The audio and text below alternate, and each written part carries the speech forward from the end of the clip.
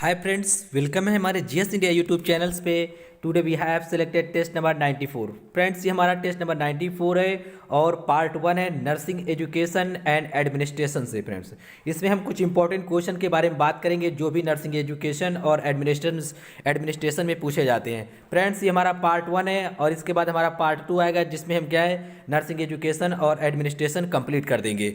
इसलिए question friends सभी important हैं आपके लिए, जो भी नर्सिंग एग्जाम्स में पूछे गए हैं हाल ही के एग्जाम्स में और पिछले नर्सिंग एग्जाम्स में, वो सभी क्वेश्चन सिलेक्ट किए गए हैं यहाँ पर। और आप देख सकते हैं क्वेश्चन किस प्रकार से पूछे जाते हैं एग्जाम्स में। क्वेश्चन पढ़ लें और अपना आंसर बता सकते हैं आप। क्वेश्चन नंबर 1 है, आप पढ़ सकते हैं। ज़्यादा से ज़्यादा अपने कमेंट किया करें, इससे आपका टेस्ट कॉन्फिडेंस अच्छा होगा, एग्जाम के प्रति आप हैप्चुअल हो जाएंगे अगर आप कमेंट करते हैं तो। ये लिखा है क्वेश्चन नंबर 1, माइक्रो टीचिंग का समय कितना होना चाहिए? What should be the time of micro teaching? क्या होगा इसका राइट आंसर? 2017 में नर्सिंग स्टाफ में पूछा गया है, एम्स में। क्या होगा इसका राइट आंसर? राइट आंसर है ऑप्शन बी। क्या होगा? Option B. 5 से 10 मिनट की जो टाइमिंग होती है टीचिंग की, उसे माइक्रो टीचिंग के नाम से जाना जाता है। या माइक्रो टीचिंग का जो टाइम होगा, समय होगा, कितना होगा? 5 से 10 मिनट होगा। लेकिन एग्जाम्स में ऑप्शन में जो दिया गया था वो 5 से 10 सेंटीमीटर 5 से 10 मिनट था, सॉरी। लेकिन बाय द वे 5 से 10 ना दिया जाए तो आपको ध्यान रखना है 10 से नीचे होगा 5 से 7 मिनट। कितना? 5 से 7 मिनट, 5 to 7 मिनट ये माइक्रो टीचिंग की टाइमिंग होती है, यह समय होता है। तो आपको ध्यान रखना है, मोस्टली आपके एग्जाम्स में यही मिलेगा ऑप्शन। बाय द वे ना मिले तो 10 मिनट के नीचे, 10 मिनट के नीचे आपको आंसर अपना मार्क करना होगा, 5 से 7 मिनट। ओके, तो उम्मीद है आप समझ गए होंगे। और इसमें जो स्टूडेंट की जो संख्या पूछी जाती है वो भी कितनी होती है? 5 से 10 होती है। 5 से 10, अगर 5 से 10 नहीं होगी तो 5 से 7 स्टूडेंट इसमें अध्ययन करते हैं। किसमें? माइक्रो टीचिंग में। ओके, चलिए नेक्स्ट क्वेश्चन पे चलते हैं। क्वेश्चन नंबर हमारा 2, पढ़ लें और अपना आंसर बता सकते हैं। क्वेश्चन नंबर 2 ये रहा आपकी स्क्रीन पर। क्वेश्चन नंबर 2 पे पूछा गया है, स्वास्थ्य एवं परिवार कल्याण मंत्रालय का हेड कौन होता है? Who is the head of the ministry of health and family welfare? क्या होगा आंसर इसका? इसका जो राइट आंसर है बता सकते हैं आप। ऑप्शन होगा इसका सी। जो स्वास्थ्य एवं परिवार कल्याण मंत्रालय होते हैं, इसके जो हेड होते हैं वो कैबिनेट चिकित्सा मंत्री होते हैं, जिसे कहा जाता है कैबिनेट मेडिकल मिनिस्टर्स। इसे कई भी तरह लिखा जाता है, लेकिन आपको ध्यान रखना है कैबिनेट होगा उनके नाम के साथ। ठीक है, जो स्वास्थ्य एवं परिवार कल्याण मंत्रालय के जो हेड होंगे उनके नाम के साथ कैबिनेट होगा। ठीक है, जो कैबिनेट चिकित्सा मंत्री होते हैं ये सबसे बड़े होते हैं। ठीक है, यही हेड होते हैं। तो देख ले क्वेश्चन किस तरह पूछा गया है। आप क्वेश्चन नंबर है 3। और हाँ, एक बात और आपको बताना होगा, जो हाल ही में करंट में अपने देश के, अपने कंट्री के जो कैबिनेट हेल्थ मिनिस्टर हैं, मेडिकल मिनिस्टर हैं, वो कौन है? आपको कमेंट बॉक्स में जरूर आंसर देना है इसका। ओके, क्वेश्चन नंबर है 3, नर्सिंग का पहला स्कूल किसके द्वारा स्थापित किया गया था? यह भी क्वेश्चन पूछा गया है नर्सिंग स्टाफ में। The first school of nursing was established by. क्या होगा इसका राइट आंसर? ऑप्शन सी इसका राइट आंसर है। थियोडर फ्लेडिनर, ये लिखे हैं स्पेलिंग यहाँ पर हिंदी में लिखा है, ये लिखा फिल्डनेयर थे। जो नर्सिंग का पहला स्कूल था किसके द्वारा स्थापित किया गया था? इंग्लिश में स्पेलिंग यहाँ पर राइट लिखी है, देख लें। ये लिखा है थियोडर फ्लाइड नेर थे, ये थे यहाँ पर स्पेलिंग, ये देख लें। ऑप्शन सी, ये भी एग्जाम्स में पूछा गया क्वेश्चन है। लेकिन एक बात का आपको ध्यान रखना है, जब भी आपसे पूछा जाता है कि पहला नर्सिंग स्कूल कौन था, तब आप बताएंगे फ्लोरेंस। कौन था? फ्लोरेंस नाइटिंगेल के नाम से स्थापित किया गया था। कब? 1860 में, 1860 में स्थापित किया गया था। लेकिन उसके जो संस्थापक थे, या इस तरह पूछा जाए तब आप बताएंगे ये नाम। ठीक है, यहाँ पर जो हम ब्लैक एंड कर रहे हैं यहाँ पर देख लें, ये नाम थियोडर फ्लेडनेयर थे। ओके, यहाँ डिटेल्स मेंशन है। नर्सिंग का जो फर्स्ट कॉलेज स्थापित किया गया था, first nursing college in the world, वो फ्लोरेंस के नाम से था। 1860 में स्थापित किया गया था। ये बात आपको याद रखनी है। ओके, यहाँ पर फ्लोरेंस नाइटिंगेल के बारे में, उनके जो लास्ट मोमेंट थे लाइफ के, उनके बारे में काफ़ी इंपॉर्टेंट बात यहाँ पर मेंशन है। Florence Nightingale in the last years of her life was suffering from a disease which she required it during her service in Crimea. वो क्या हुआ था, जो फ्लोरेंस नाइटिंगेल थी, जब उनका अंतिम समय चल रहा था तो वो एक बीमारी से ग्रसित थी, और वो जो सर्विस कर रही थी, मतलब सर्विंग कर रही थी, वो क्रीमिया का युद्ध चल रहा था। ये रसिया का पार्ट होता है, मेडिटेरियन सी भूमध्य सागर के पास स्थित है। ठीक है, यहाँ युद्ध चल रहा था तो ये अपनी सेवा यहाँ दे रही थी। ठीक है, कौन? Florence Nightingale. तभी ये बीमार पड़ गई थी। फिर इन्होंने she wrote many books and reports, और इन्होंने कई बुकें लिखी और कई रिपोर्ट्स भी लिखी, mostly in the field of the nursing. जो भी इन्होंने बुकें और न्यूज जो भी दी इन्होंने रिपोर्ट्स, वो मोस्टली किससे रिलेटेड थी? नर्सिंग से। One of these books notes on nursing was published in 1860। 1860 में एक बुक पब्लिश की गई जो इनके द्वारा लिखी गई थी, उसका नाम था नोट्स ऑन नर्सिंग। काफ़ी इंपॉर्टेंट है, that is the first book in the nursing education. दुनिया की पहली यही बुक है नर्सिंग एजुकेशन की। दुनिया की पहली नर्सिंग एजुकेशन की जो बुक है वो कौन है? Notes on nursing. ये किसके द्वारा लिखी गई थी? ये फ्लोरेंस नाइटिंगेल के द्वारा लिखी गई थी। प्रकाशित कब की गई थी? पब्लिश्ड 1860 में पब्लिश किए गए थे। ठीक है, 1860 में। काफ़ी इंपॉर्टेंट है आपके लिए। क्रीमिया का युद्ध चल रहा था, तब ये बीमार पड़ गई थी। उसी टाइम इन्होंने कई नोट्स और बुक्स लिखी थी। इनके जो लिखा गया जो बुक था या नोट था वो था नोट्स ऑन नर्सिंग, और यही दुनिया का पहला नर्सिंग एजुकेशन के बारे में जो बताई थी पहली बुक थी वो यही है, इनके द्वारा ही लिखी गई थी। किसके द्वारा? Florence Nightingale. अगर एग्जाम में आपसे इस तरह पूछा जाता है कि भारत में सबसे पहला प्रभाव या सबसे ज़्यादा प्रभाव किसका पड़ा, तो आप बताएंगे आंसर पे फ्लोरेंस नाइटिंगेल का पड़ा था। ठीक है, फ्लोरेंस नाइटिंगेल का पड़ा था। नेक्स्ट क्वेश्चन पे चलते हैं, क्वेश्चन नंबर 4। क्वेश्चन नंबर 4 पे मेंशन है, यहाँ पर मैं लिख लें आप, जेएनएम में प्रवेश हेतु निर्धारित आयु सीमा क्या है? What is the age limit prescribed for the admission in GNM? तो जेएनएम के लिए जो प्रिस्क्राइब्ड आयु सीमा होती है इंटर मतलब उसमें एडमिशन लेने के लिए जेएनएम के लिए, तो प्रारंभिक एज क्या होती है? मिनिमम कितनी होती है, मैक्सिमम कितनी होती है? अकॉर्डिंग टू ऑप्शन क्या होगा राइट आंसर इसका? बता सकते हैं आंसर आप? आंसर होगा इसका सी। 17 साल कम से कम एज होनी चाहिए जेएनएम करने के लिए, और जो अंतिम एज होती है, जो लास्ट मैक्सिमम एज होती है 35 साल होनी चाहिए। ठीक है, अगर आप 35 साल के हैं या 35 साल के नीचे हैं तो आप जेएनएम कर सकते हैं। कम से कम जो एज है वो कितनी होनी चाहिए? 17 साल होनी चाहिए। ओके, नेक्स्ट पॉइंट यहाँ पर मेंशन है, मिनिमम एजुकेशन कितनी होनी चाहिए? 10+2 आपको पास होना चाहिए जेएनएम करने के लिए। Okay, with science. साइंस का मतलब फिजिक्स, केमिस्ट्री, बायोलॉजी होना चाहिए जेएनएम करने के लिए। आपके पास फिजिक्स, केमिस्ट्री, बायोलॉजी होनी चाहिए, मतलब पीसी भी होना चाहिए, और इंग्लिश भी होना चाहिए आपके पास। और टोटल जो परसेंटेज है वो कितना होना चाहिए? एटलीस्ट 45% होना चाहिए। कितना? 45% के साथ आप पास हो। ज़्यादा हो ज़्यादा अच्छा है, जितना ज़्यादा होगा उतना ज़्यादा अच्छा होता है, लेकिन आपको जेएनएम करने के लिए मिनिमम जो एजुकेशन है 10+2 पास होना चाहिए। किससे? बायो होना चाहिए, फिजिक्स, केमिस्ट्री, बायो होना चाहिए, और साथ में इंग्लिश होना चाहिए। जो एग्रीगेट टोटल परसेंटेज होता है, सब्जेक्ट का कोई मायने नहीं रखता, टोटल कितना होना चाहिए? 45% होना चाहिए। ज़्यादा है तो और ज़्यादा अच्छा है। ओके, नेक्स्ट क्वेश्चन है, क्वेश्चन नंबर यहाँ पर 5। पढ़ लें, अपना आंसर बता सकते हैं। 4 वर्षीय बीएससी नर्सिंग कार्यक्रम किस वर्ष शुरू किया गया था? In which year was the 4-year BSc nursing program started? क्या होगा इसका राइट आंसर? ऑप्शन डी इसका राइट आंसर है। 1946 में, 1946 में जो 4 वर्षीय बीएससी नर्सिंग होता है, अभी भी होता है। ठीक है, तो ये कब स्टार्ट किया गया था? 1946 में, 1946 में। नेक्स्ट क्वेश्चन पे चलते हैं, क्वेश्चन नंबर हमारा 6। पढ़ लें, अपना आंसर बताएं। पोस्ट बेसिक बीएससी नर्सिंग कहा जाता है इसे, जिसी को आप लोग जनरली बोल देते हैं पोस्ट बीएससी नर्सिंग। तो इसे क्या कहा जाता है? पोस्ट बेसिक बीएससी नर्सिंग कार्यक्रम की शुरुआत किस वर्ष हुई थी? पोस्ट बेसिक बीएससी नर्सिंग यहाँ पर लिख लें।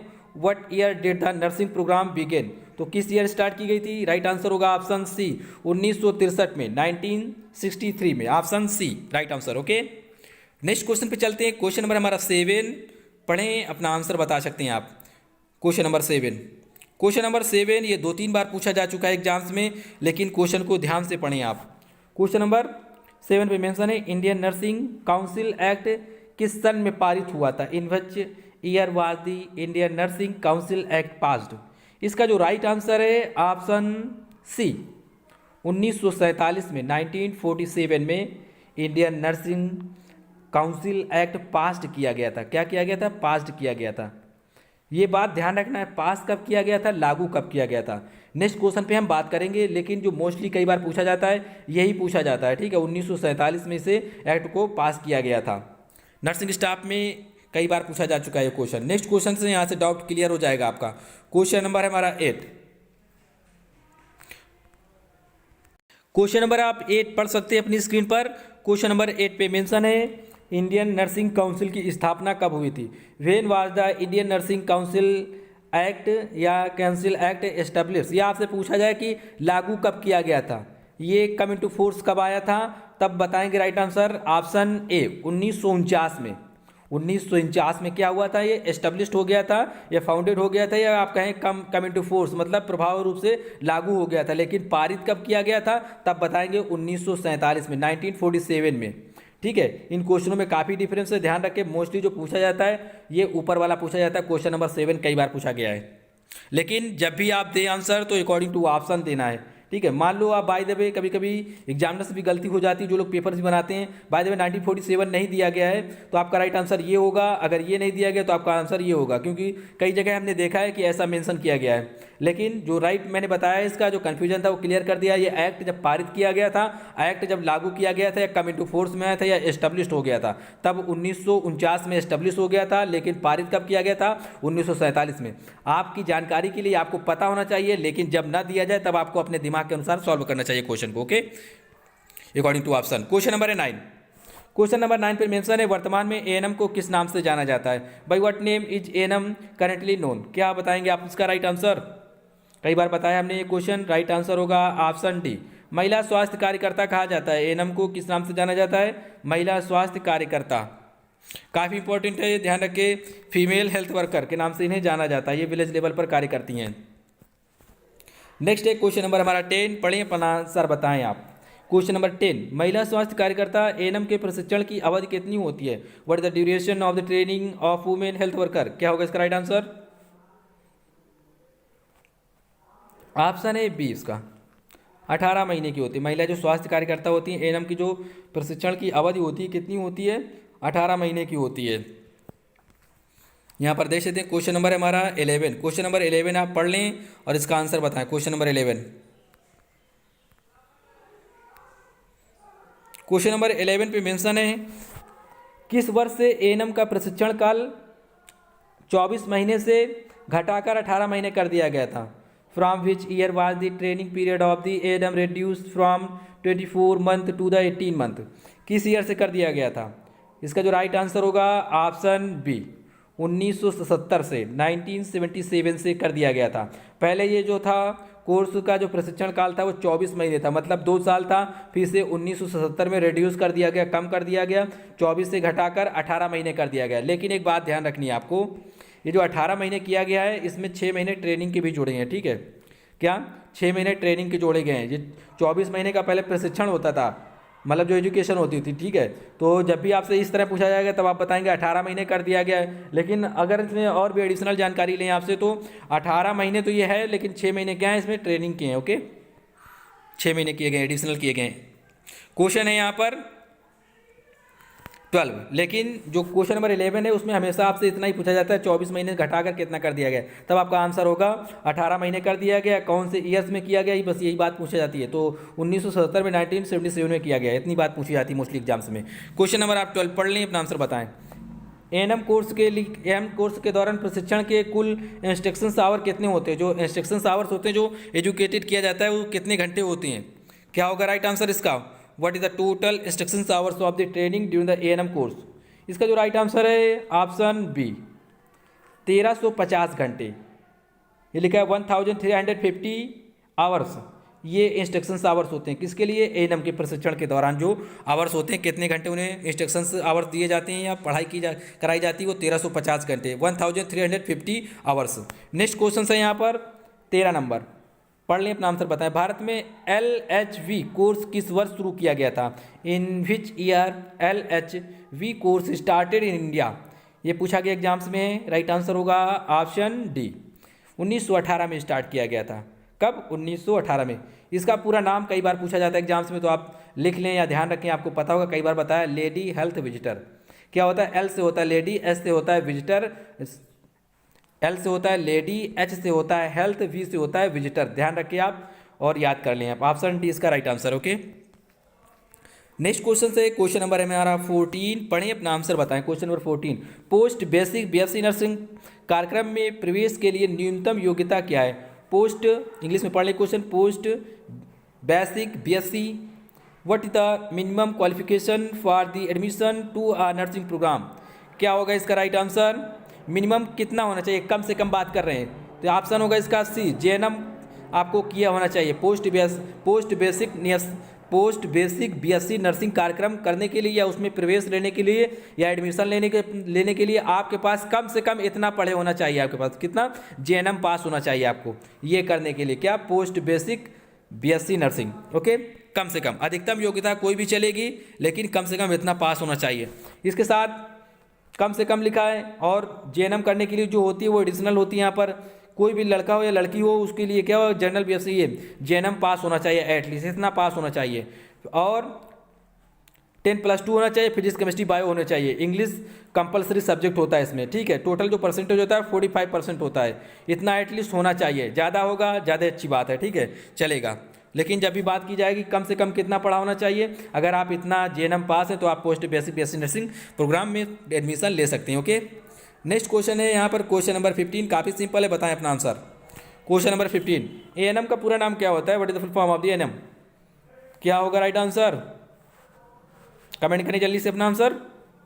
ऑप्शन होगा सी, ये लिखा है ऑक्सिलरी नर्स मिडवाइफ, यहाँ पर ध्यान दे, ऑप्शन बी मत कर देना, ऑक्सिलरी नर्स वाइफ नहीं होता, ठीक है, जो पता चला वाइफ करके आ जाएं, ठीक है, लेकिन ध्यान रखना क्या होगा इसका right answer, auxiliary nurse midwife, ना कि वाइफ केवल, राइट आंसर ऑप्शन सी है। काफ़ी सिंपल था। नेक्स्ट क्वेश्चन से क्वेश्चन नंबर यहाँ पर 16, पढ़ें अपना आंसर बताएं। क्वेश्चन नंबर 16, एक JNM प्रशिक्षण केंद्र पर क्लासरूम की न्यूनतम संख्या कितनी होनी चाहिए, what should be the minimum number of classroom at a JNM training centre, क्या होगा इसका राइट आंसर, राइट आंसर है ऑप्शन बी 4, जो क्लासरूम की न्यूनतम संख्या है वो कितनी होनी चाहिए, 4 होनी चाहिए एटलीस्ट, कम से कम, ज़्यादा चलेगा कम से कम इतना होना चाहिए। क्वेश्चन है यहाँ पर 17, पढ़ लें अपना आंसर बताएं। ये लिखा है फिलॉसफी शब्द की उत्पत्ति कहाँ से हुई है, where did the word philosophy originated from, originated मतलब होता है कहाँ से उत्पत्ति हुई है, कहाँ से प्रारंभ हुआ है, तो इसका जो राइट आंसर होगा ऑप्शन सी, क्या होगा, ग्रीक शब्द से हुई है, कहाँ से, ग्रीक वर्ड या ग्रीक शब्द, राइट आंसर ऑप्शन सी है। यहाँ पर आप देख सकते हैं इसका मतलब क्या होता है, philosophy is a combination of the 2 Greek words, ये 2 शब्दों का मेल है, जिसका पहला वर्ड है ये लिखा है फिलियन सोफिया, इसी से बना है क्या, फिलॉसफी बना है, जिसका मीनिंग क्या होता है, फिलियन सोफिया, ये ग्रीक वर्ड है, इसका मीनिंग होता है लवर ऑफ विजडम, क्या होता है, लवर ऑफ विजडम, जो विजडम से बहुत प्यार करता है, इसका मतलब होता है फिलियन सोफिया का, ये वर्ड कौन सा है, ग्रीक वर्ड है, और इसी वर्ड से क्या बना है, ये फिलॉसफी बना है, हिंदी में क्या कहते हैं, दर्शन शास्त्र कहते हैं, ठीक है, इस तरह से जाना जाता है आपको, लेकिन इंग्लिश में याद रखना है, काफ़ी इंपॉर्टेंट है ये आपकी जानकारी के लिए। अगर पूछा जाए इसके जो प्रथम खोजकर्ता थे वो कौन थे, पाइथागोरस, कौन थे, पाइथागोरस, इन्होंने एक थ्योरम भी दी थी, मैथ जिन लोग पढ़ते हैं वो क्या है, इन्होंने एक थ्योरम दी थी, Pythagoras theorem, AC² = AB + BC का स्क्वायर, ठीक है, इन्होंने दिया था, पाइथागोरस थ्योरम दिया था इन्होंने, मतलब हाइपोटेन्यूज का स्क्वायर = बेस का स्क्वायर प्लस P परपेंडिकुलर का स्क्वायर, ये इनका थ्योरम था, और इन्होंने ही ये वर्ड का आविष्कार किया था, क्योंकि ये भी कहाँ के थे, ग्रीक के थे। ओके, ये आपकी जानकारी के लिए था, आप यहाँ से बस समझ सकते हैं कहाँ से वर्ड लिया गया, आप इतना ध्यान रखें, ग्रीक से लिया गया, ग्रीक वर्ड है ये, ना कि Latin. Okay, mostly Latin word होते हैं लेकिन ये ग्रीक वर्ड है। क्वेश्चन नंबर 18, ये लिखा है क्वेश्चन नंबर 18 पे, भारत में रेड क्रॉस सोसाइटी के प्रेसिडेंट कौन होते हैं, who is the president of the red, ये लिखा है इंडियन रेड क्रॉस सोसाइटी, काफ़ी इंपॉर्टेंट है, वेरी वेरी इंपॉर्टेंट, कौन होते हैं भारत में जो रेड क्रॉस सोसाइटी के प्रेसिडेंट होते हैं, राइट आंसर होगा, या अध्यक्ष होते हैं, इस तरह पूछा जाता है अध्यक्ष, तो इसका राइट आंसर होगा ए, भारत के राष्ट्रपति होते हैं, हिंदी में अगर लिखना चाहें तो लिख सकते हैं भारत के राष्ट्रपति, इंग्लिश में मेंशन है, ऑप्शन है प्रेसिडेंट ऑफ इंडिया, ना कि प्राइम मिनिस्टर, ना कि होम मिनिस्टर, ये कोई नहीं होता, राइट आंसर क्या होगा, जो रेड क्रॉस सोसाइटी के अध्यक्ष होते हैं या प्रेसिडेंट होंगे, भारत के राष्ट्रपति होंगे, right answer option A. Red cross society की जो स्थापना हुई थी, कई बार पूछा गया एग्जाम्स में, तो कब हुई थी, 1920 में हुई थी, 1920 में, 1920 में भारत में रेड क्रॉस सोसाइटी की स्थापना हुई थी। ओके, इसके जो अध्यक्ष होते हैं, ये वर्तमान में भी इसके अध्यक्ष कौन होते हैं, भारत के राष्ट्रपति, इसका मतलब कौन होगा, जो इस समय वर्तमान में भारत के राष्ट्रपति हैं, कौन है, कमेंट बॉक्स में बताएं कि भारत के राष्ट्रपति कौन है और वाइस प्रेसिडेंट भी कौन है इंडिया के। ओके, क्वेश्चन नंबर 19, मेनोपॉज की औसत आयु कितनी होती है, what is the average age of the menopause, काफ़ी इंपॉर्टेंट था क्वेश्चन, लेकिन काफ़ी कंफ्यूजन वाला क्वेश्चन है ये। मोस्टली लोगों ने सही आंसर दिए थे, जिनके गलत हैं वो देख सकते हैं। यहाँ पर एवरेज की बात की गई थी, ठीक है। मेनोपॉज की जो एवरेज औसत आयु होती है वो कितनी होती है? 50 साल होती है। कितनी? 50 ईयर्स होती है। राइट आंसर ऑप्शन सी है। लेकिन एक बात ध्यान रखें, जो अब अमेरिका की बात करें तो अमेरिका में महिलाओं की क्या होती है? मेनोपॉज की जो एज होती है वो 51 ईयर होती है। कितनी? 51 ईयर होती है। लेकिन एक बात और नोट करने वाली है आपके लिए, अगर बाय द वे इस तरह आपसे एवरेज में पूछा जाए तब आपका 50 साल आंसर सही होगा, ठीक है। 50 ईयर्स राइट आंसर होगा। बाय द वे कभी कभी रेंज में दिया जाता है, क्या? रेंज में, तब आपका आंसर होगा रेंज में इस तरह दिया जाता है 45 to 50, तब आपका आंसर ये होगा। ये मेनोपॉज की क्या होती है? एज होती है। ये रेंज में है, 45 से 50 के बीच वाला ये क्या है? मेनोपॉज की एज होती है। होता कैसे है? एक होता है अर्ली मेनोपॉज कहा जाता है, प्री मेनोपॉज कहें या अर्ली, तो वो 45 साल होता है। उसके लिए क्या होता है? 45 साल स्टार्ट हो जाता है। और फिर क्या होता है, जब जाते हैं वहाँ पर, जब मॉडरेट में पहुँचते हैं एवरेज वाला, ठीक है, तो उसे कहा जाता है, उससे वो कौन सी एज में होता है? वो 50 साल की एज में होता है। ये एवरेज वाला मेनोपॉज होता है। लेकिन जो इसके बाद भी होता है, किसी किसी को क्या होता है? 50 साल के बाद मेनोपॉज होता है। 50 साल के बाद जो मेनोपॉज होगा उसे कहेंगे पोस्ट मेनोपॉज कहेंगे। 50 साल के बाद वाले को क्या कहेंगे? पोस्ट मेनोपॉज कहेंगे। अब समझ लें मेनोपॉज क्या होता है। मोस्टली लोग, सभी लोग जानते होंगे, लेकिन फिर भी हम बताते हैं आपकी जानकारी के लिए। मेनोपॉज का मतलब ये होता है जब कोई भी वुमेन्स या महिला क्या होती है? 50 साल की एज में पहुंच जाती है, 50 साल या 45 साल की एज में पहुंच जाती है, और उसे 12 महीने तक पीरियड नहीं आते, उस 12 महीने तक उसे लास्ट पीरियड नहीं आते, तब कहा जाता है कि वो मेनोपॉज की पोजीशन में, मेनोपॉज की स्थिति में है। उम्मीद है आप अच्छे समझ गए होंगे। कोई भी वुमेन्स, कोई भी महिला जब उसकी एज इतनी हो जाए 45 साल या 50 साल, लेकिन हमने बता दिया, आपको समझा दिया एवरेज आंसर क्या होगा, ठीक है। 45 साल में अर्ली मेनोपॉज स्टार्ट होता है, और इसमें क्या होता है? ये एवरेज वाला मेनोपॉज होता है। 50 के बाद जाएगा तो पोस्ट मेनोपॉज कहा जाता है। लेकिन जब एवरेज पूछा जाएगा तब राइट आंसर 50 होगा, अर्ली पूछा जाएगा तो ये होगा, रेंज में पूछा जाएगा तो दोनों होंगे। 45 से 50 मोस्टली यही दिया जाता है रेंज में, रेंज में दिया जाता है मोस्टली एग्जाम्स में, रेंज में पूछा जाता है 45 से 50 के बीच वाला, इस तरह दिया जाता है। मेनोपॉज की एज ये होती है। जब किसी भी महिला को 12 महीने तक क्या होता है? पीरियड नहीं आते। जब पीरियड नहीं आते तो उसे कहा जाता है कि वो मेनोपॉज की स्थिति में है। कितने दिन तक? 12 महीने तक लगभग, ठीक है। क्योंकि कभी कभी क्या होता है, ये डिसकंटिन्यूटी हो जाती है, एक महीने बाद, दूसरे महीने बाद, लेकिन क्या है, लगातार 12 महीने तक नहीं होगा, तब उसे कहेंगे मेनोपॉज की पोजीशन। ओके, उम्मीद है आप अच्छे से समझ गए होंगे। नेक्स्ट क्वेश्चन पे चलते हैं। क्वेश्चन नंबर है हमारा, यहाँ पर अगर देख लें आप, क्वेश्चन नंबर है 20। क्वेश्चन नंबर 20 में मेंशन है, ये आपको बताना होगा इसका आंसर। और एग्जाम से, नर्सिंग एग्जाम 2017 में पूछा गया क्वेश्चन है। यहाँ पर आप पढ़ सकते हैं अपनी स्क्रीन पर, क्वेश्चन पे मेंशन है, यहाँ पर देख लें आप। शिक्षण का कौन सा तरीका सबसे अधिक प्रयोग किया जाता है? Which method of the teaching is most commonly used according to option. इसका क्या होगा राइट आंसर, आपको बताना होगा। इसे हम नेक्स्ट वीडियो में कवर करेंगे। यहाँ पर आप इंग्लिश में भी पढ़ सकते हैं, हिंदी में भी क्वेश्चन पढ़ लें, अच्छे से समझ लें। जो शिक्षण का जो सबसे अच्छा तरीका होता है, जो सबसे ज़्यादा प्रयोग किया जाता है, शिक्षण का कौन सा तरीका सबसे अधिक प्रयोग किया जाता है, कोई ऐसा मेथड जो सबसे ज़्यादा प्रयोग किया जाता है शिक्षण में, मतलब एजुकेशन में या टीचिंग में, तो आपको बताना होगा अकॉर्डिंग टू ऑप्शन वो कौन सा मेथड होता है जो टीचिंग में ज़्यादा प्रयोग किया जाता है। वीडियो आपको कैसा लगा कमेंट बॉक्स में बताएं। अगर चैनल पे नए, इसे सब्सक्राइब कर सकते हैं, क्योंकि डेली हम एक टेस्ट सीरीज अपलोड करते हैं जो आपके एग्जाम्स के लिए काफ़ी हेल्पफुल होगी। और इसका अभी पार्ट 2 आएगा, जिसमें हम क्या करेंगे, जो भी इंपॉर्टेंट क्वेश्चन होंगे वो हम सारे कवर कर देंगे। ओके, नर्सिंग एजुकेशन और नर्सिंग एडमिनिस्ट्रेशन से काफ़ी इंपॉर्टेंट हो जाता है, यहाँ से 2-3 क्वेश्चन बन जाते हैं आपके एग्जाम्स में। चलिए, तब तक के लिए tata bye bye, thanks for watching friends.